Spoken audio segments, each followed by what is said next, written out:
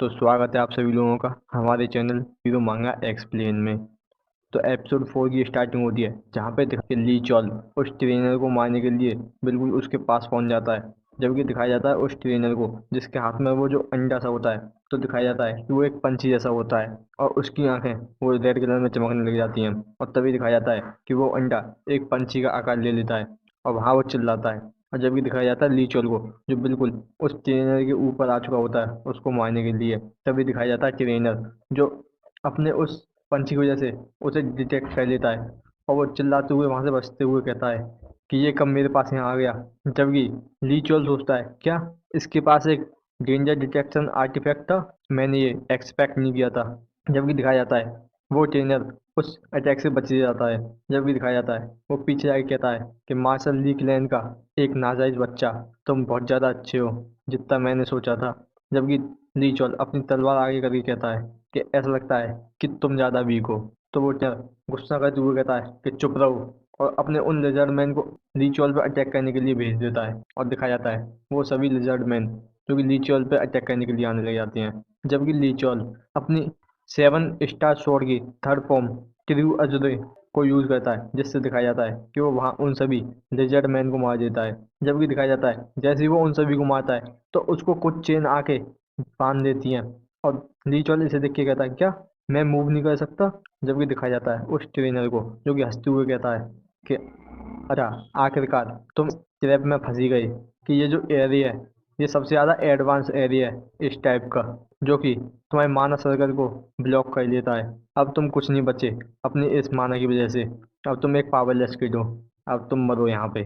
जबकि वो वहाँ से जाने लग जाता है। जबकि दिखाया जाता है लिचुअल जो कि उससे कहता है क्या माना को ब्लॉक कर दिया, तो चलो ठीक है, अब मैं अपनी माना सर्कल की जगह अपने माना पाथ का यूज करूंगा। और इसी बात को कह के वहाँ उन सभी चेन्स को वो तोड़ देता है। और दिखाया जाता है कि लिचुअल वहाँ से जंप करके उस ट्रेनर के ऊपर होके कूद के उसके सामने पहुंच जाता है।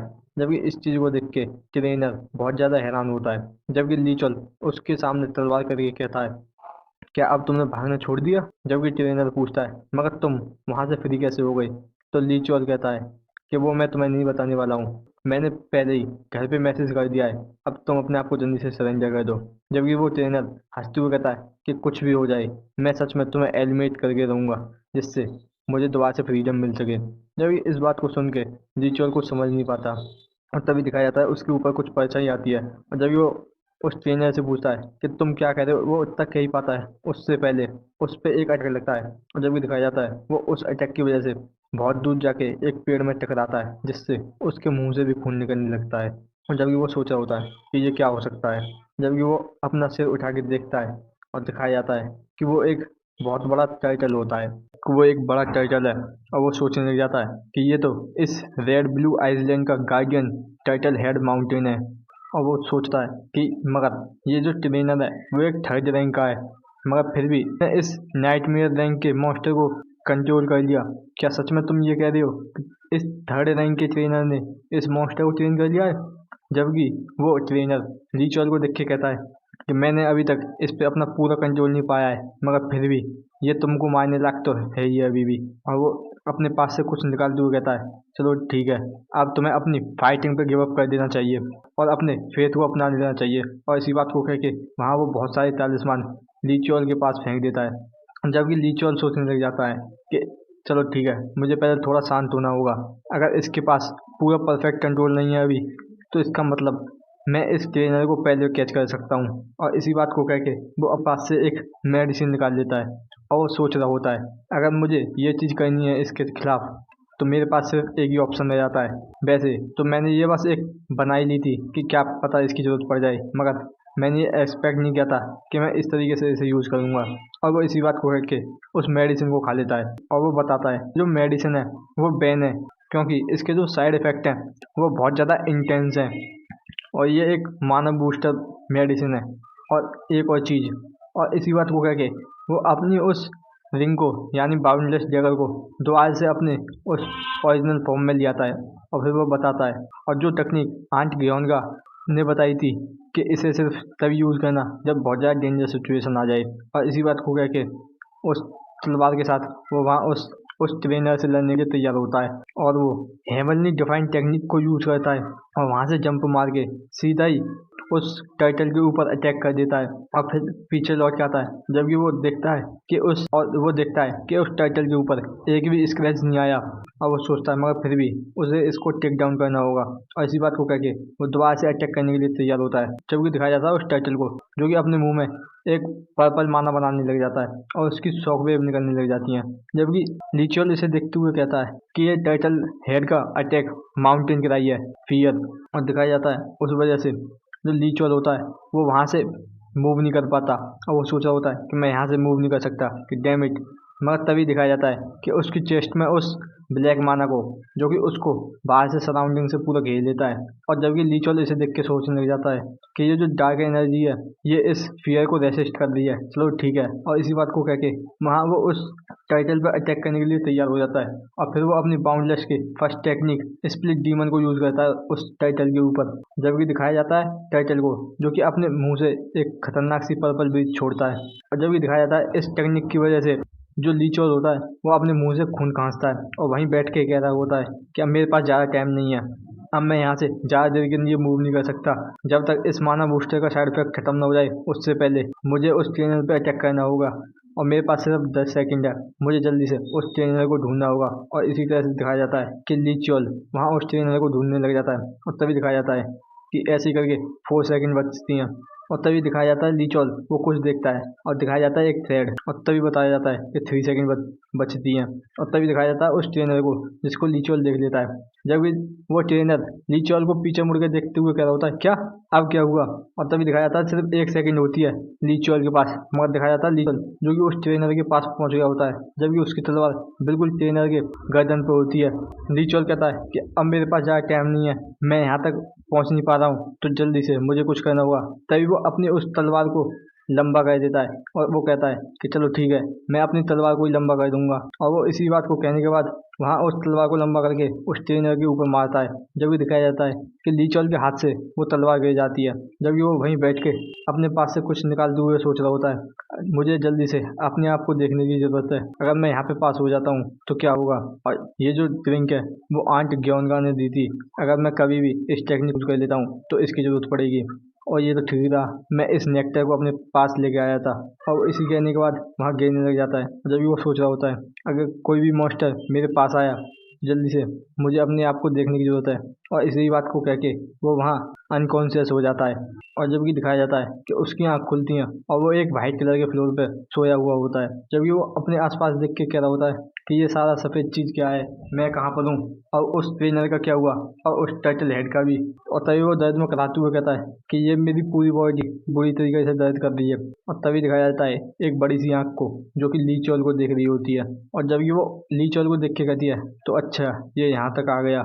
और वो कहता है कि यहाँ तक कि वो दोनों चीज़ अलग अलग भी इतनी खतरनाक होती हैं वो किसी भी ह्यूमन को कंज्यूम कर लें, मगर फिर भी इस ह्यूमन के पास ये दोनों ही चीज़ हैं। और मैं ये बस होप कर रहा था कि ये दोबारा से न जगे, मगर फिर भी अब जब ये जग चुका है तो मुझे इसे फीड करना होगा। और वो इस बात को कह के वहाँ कुछ चीज़ को गिरा देता है जबकि लीचोल इसे देख के कहता है कि ये तो पर्पल मधुमक्खी का छत्ता है। और जबकि वो आँख कहती है वैसे तुम इसे नहीं खाओगे मगर ये तुमको खा लेगा।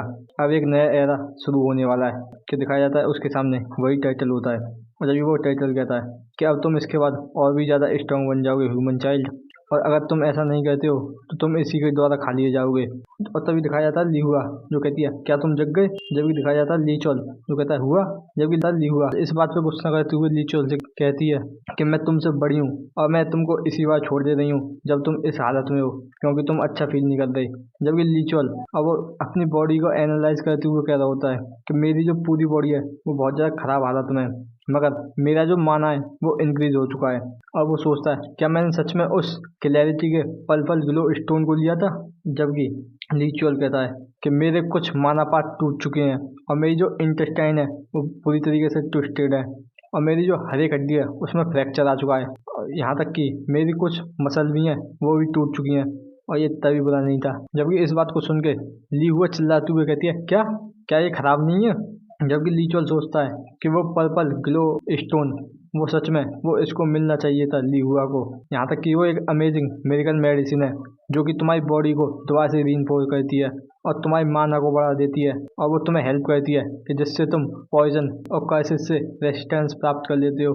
और ये ऐसी चीज़ है जो मैं चाहता था, मगर ये थोड़ा सा बेकार लग रहा है मुझे। और तभी वो वहाँ बैठते हुए कहता है कि वैसे तुम यहाँ क्या कर रही हो। तभी किसी की आवाज़ आती है कि यंगेस्ट, तो दिखाया जाता है फर्स्ट यंग मास्टर को, जबकि लीचोल इन्हें देख के कहता है कि बड़े भाई। जबकि फर्स्ट यंग मास्टर लीचोल को एक बोतल देते हुए कहता है, क्या तुम ठीक हो? चलो सबसे पहले तुम अपने माना को ट्रीट कर लो थोड़ा, मैं तुम्हारे लिए कुछ पोषण लेके आया हूँ। जबकि लीचोल उन्हें हाथ हिलाते हुए कहता है कि नहीं ये ठीक है। तभी वो दिखाया जाता है कि लीचोल उस पोषण को पी लेता है। जबकि फर्स्ट यंग मास्टर कहता है कि हुआ, क्या तुम हमें थोड़ी देर के लिए छोड़ सकती हो? तो ली हुआ कहती है कि हाँ ठीक है। जबकि फर्स्ट यंग मास्टर लीचोल से कहता है, अगर तुम मर गए होते तो मैं उस ट्रेनर को मार देता, यहाँ तक कि उसकी पूरी ऑर्गेनाइजेशन को ख़त्म कर देता जो भी इससे मिली हुई है, चाहे वो कितनी भी बड़ी या फिर कितनी भी ग्रेट ऑर्गेनाइजेशन हो। तो लीचोल कहता है कि हाँ मुझे ये सुन के अच्छा लगा। तो फर्स्ट यंग मास्टर दोबारा से कहता है, जो चीज़ तुमने की है वो हर एक मार्शल आर्टिस्ट को करने की ज़रूरत है, मगर ऐसा नहीं लगता इस वजह से मेरे ऊपर अच्छी बातें होंगी। जबकि लीचोल कहता है कि मुझे नहीं लगा था कि वो जो टर्टल हेड है वो वहाँ आ जाएगा, मुझे माफ़ कर देना, अगर मुझे पता होता तो मैं पहले ही थोड़ी देर वेट कर देता वहाँ पे। तो फर्स्ट यंग मास्टर अपनी सांस छोड़ते हुए कहता है कि चलो ये ठीक है कि तुम्हें पता है कि एरोगेंस और कॉन्फिडेंस में क्या अंतर है। तो लीचोल कहता है, बड़े भाई कि वैसे मैंने उस ट्रेनर का ध्यान रख लिया है, तो इसलिए मैं जूम करता हूँ कि मुझे उसकी इन्फॉर्मेशन मिल जाएगी। तो फर्स्ट यंग मास्टर अपने सिर पर हाथ रखते हुए कहता है कि हाँ मैंने ऐसा सोचा ही था कि तुम इसी तरीके से कहोगे। और जो ट्रेनर था वो एक लगभग 5th रैंक का सॉर्सरर था, और वो जो है एक्सपेल कर गया था क्योंकि उसने बैन सॉर्सरी के ऊपर अपने हाथ जमाए थे। और उसने यहाँ तक कि उस एडवांस सॉर्सरी का भी यूज़ किया था उस टर्टल हेड माउंटेन पे जब वो सो रहा था। और ऐसा लगता है कि वो चाहता था कि वो तुमसे बिल्कुल छुटकारा पा ले और इसको एक मॉन्स्टर का करा हुआ बता दे कि तुम्हें एक मॉन्स्टर ने मारा है। तो ली चियोल पूछता है, क्या तुम्हें पता लगा कि इसके पीछे कौन है? तो फर्स्ट यंग मास्टर कहता है कि ऐसा लगता है कि ये हार्ड होगा अभी के लिए। तो ली चियोल कहता है, मगर मुझे ऐसा लगता है कि उसके जो फाइनल टारगेट थे वो मैं नहीं, वो तुम थे। तो फर्स्ट यंग मास्टर कहता है कि मगर ऐसा तुम क्यों सोच रहे हो? तो ली चियोल बताता है कि ऐसा इसलिए कि मुझे ऐसा लगता है कि वो गोल था, वो जो तुम्हारी रेपुटेशन को डैमेज पहुंचाना चाहते थे, और वो कहना चाहते थे कि यहाँ तक कि तुम इस तरह की घुसपैठ को देख भी नहीं पाए, और यहाँ तक कि तुमने इतनी ज़्यादा स्लो रिएक्ट करा इतनी ज़्यादा अर्जेंट सिचुएशन में। तो फर्स्ट यंग मास्टर कहता है कि हाँ मुझे भी लगता है कि तुम सही कह रहे हो, मगर मुझे अब क्या करना चाहिए? फर्स्ट यंग मास्टर लीचोल के सर पे हाथ फेरते हुए कहता है कि हाँ मैं ठीक हूँ, कि ऐसा लगता है कि ये मेरी इमेज को थोड़ा सा बेकार कर देगा, मगर इससे कोई भी ज़्यादा अंतर नहीं पड़ेगा, और मैं अपनी जो पोजीशन है उसके लिए ज़्यादा देर तक खाली नहीं रख सकता, तो मुझे जल्दी चलना होगा यहाँ से। तो लीचोल फर्स्ट यंग मास्टर का हाथ पकड़ते हुए कहता है कि बड़े भाई कैसा रहेगा अगर हम ऐसे करें कि तुम कह देना कि तुमने इसको पहले प्रिडिक्ट कर लिया था कि यहाँ पे एक ट्रेनर जो है घुसने वाला है, और तुमने मुझे पहले ऑर्डर दे दिया था कि मुझे क्या करना है, और मैंने उसी तरीके से एक्ट किया। तो इस चीज़ को सुन के फर्स्ट यंग मास्टर शॉक होता है, और वो सोचने लग जाता है कि इसके हिसाब से तो ये ऐसा हो जाएगा कि ये पहले से ही प्रिपेयर था इन सारी चीज़ों के लिए जो कि इंटेलिजेंस ब्रांच को पता भी नहीं थी। तो फर्स्ट यंग मास्टर कहता है, मगर अच्छा रहेगा अगर तुम सच कहोगे तो लीचोल खड़ा होते हुए कहता है, अगर मैं ऐसा करता हूँ तो लोग जो है मेरी ज़्यादा चिंता करेंगे और मुझे कंपटीशन की तरह देखेंगे। तो फर्स्ट यंग मास्टर कहता है कि चलो ठीक है, कि ऐसा लगता है कि ये चीज़ हम दोनों को ही बेनिफिट देगी, मगर तुम क्या चाहते हो? तो लीचोल कहता है कि मैं बस लाइब्रेरी में परमिट चाहता हूँ कि बस 3 दिन के लिए। तो फर्स्ट यंग मास्टर लीचोल से हाथ मिलाते हुए कहता है, तुम एरोगन छोटे बच्चे, चलो ठीक है और तुम्हारा थैंक यू। तो लीचोल भी कहता है कि इस चीज़ की कोई भी ज़रूरत नहीं है कि तुम मुझे थैंक करो, हम दोनों ही इस चीज़ से बेनिफिट में हैं। तो फर्स्ट यंग मास्टर कहता है, मुझे लगता है कि मैं श्योर हूँ कि तुमने पहले से ही अपने आप को बिना मेरी सहायता के इस चीज़ से निकालने के लिए पहले प्लान बना लिया होगा, क्या नहीं हूँ? और वो इस बात को कह के लीचोल को थोड़ा सा शाबाशी देते हैं, जबकि लीचोल भी कहता है कि वैसे, और तभी दिखाया जाता है फर्स्ट यंग मास्टर जो अपने पास से कुछ निकालते हुए कहते हैं, मुझे यहाँ से चलना चाहिए और ये लो। जबकि दिखाया जाता है कि वो उस बाउंडलेस डैगर को लीचोल को दे देते हैं, और वो उससे कहते हैं कि वैसे मैं इस चीज़ को सीक्रेट रखूँगा। तो लीचोल इसे लेके कहता है कि ये सच में क्लेवर है। और जबकि दिखाया जाता है ली हुआ वहाँ आ जाती है और वो पूछती है कि तुम्हारी जो बातचीत थी वो अच्छी रही? तो ली चोल कहता है हाँ। तो ली वो पूछती है तो वैसे तुम किस वाले टेस्ट में जाना चाहते हो, और वैसे भी अब 3 हफ्ते हो चुके हैं तो वो सारे ओपन हो चुके होंगे। तो ली चोल कहता है कि वैसे तुम्हारे बारे में क्या? तो ली हुआ गुस्सा करते हुए कहती है कि मैंने तुमसे पहले पूछा था। तो ली चोल कहता है कि मैं बता दूंगा जब तुम मुझे बताओगी। तो ली हुआ हंसते हुए कहती है कि तुम क्या सोचते हो मैं सबसे ज़्यादा डिफिकल्ट बारे में जाऊंगी? तुम बताओ तुम्हारे बारे में क्या? तो ली चोल कहता है हॉल ऑफ फाइटिंग। तो ली हुआ कहती है क्या यहाँ पे इस तरह की का भी टेस्ट है, और क्या ये वही वाला तो नहीं है जो यहाँ से बाहर है? तो ली चोल कहता है कि हाँ वो वही वाला है। तो इस चीज़ को सुन के ली हुआ थोड़ा गुस्सा करती है और वो उससे कहती है कि मैं बहुत ज़्यादा डिसअपॉइंटेड हूँ। मैंने सोचा था कि तुम अच्छे होंगे, मगर तुम उस बाहर वाले इलाके में जा रही हो कि इस चीज़ का कोई पॉइंट ही नहीं है कि मैं तुमसे अब बात करूं। जबकि लीवा फिर सोचने लग जाती है कि मैंने सोचा था कि ये सभी से अच्छा होगा, मगर ये भी उसी तरीके का है। जबकि लीचोल इस बात को सुन के सोचता है कि मैंने ये पहले प्रेडिक्ट कर लिया था। जबकि लीचोल सोचता है कि यहाँ पे जो डिफ़िकल्टी है वो टेस्ट के लोकेशन पे भी डिपेंड करती है। जबकि वो सोच रही होगी कि मैं एक अच्छा आसान रास्ता ढूंढने वाला हूँ, वैसे इससे कोई मतलब नहीं है। और जब भी वो कहीं जाते हुए कह रहा होता है मुझे अच्छी तरीके से याद है कि वो यहीं होना चाहिए, मुझे फील हो रहा है कि वो यहीं होगा जो केव वो यहाँ दबकी हुई थी मेरे नेमिंग सेरेमनी के सेकंड असाइनमेंट के लिए, द हॉल ऑफ फाइटिंग। और तभी दिखाया जाता है कि वहाँ वो एक मसाल जलाते हुए जाने लग जाता है और वो आसपास देख के कहता है कि पहली बार देखने में ये बिल्कुल रेगुलर जैसा दिखता है, मगर ये कोई ऑर्डिनरी बॉल नहीं है। और इसी बात को कह के वो अपनी तलवार निकाल के उस बॉल पे अटैक कर देता है, जिससे दिखाया जाता है वहाँ एक दरवाजा अपीयर हो जाता है उस दीवार के पीछे।